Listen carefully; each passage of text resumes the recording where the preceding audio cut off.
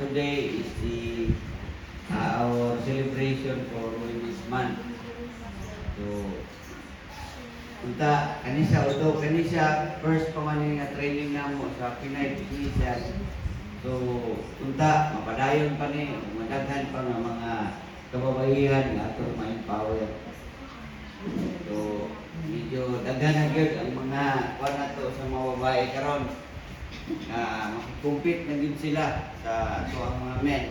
Gani sa mga sa TESDA, medyo ang mga pillar sa TESDA is halos babae. So, ang mga regional directors, babae. Ang finance o ang operation chief, babae.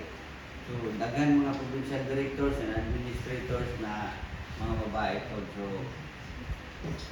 sa mga sa TESDA, equal siya. So, in terms of number. So, unta, kani siya na training, ato pa siyang mapadayon. Una, tungkol po sa initiative sa ato ang Vocational Instruction Supervisor, si Sir Jonas Emiliano. Medyo uptick po kayo.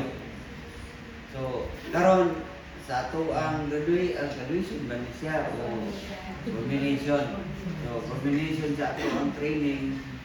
So,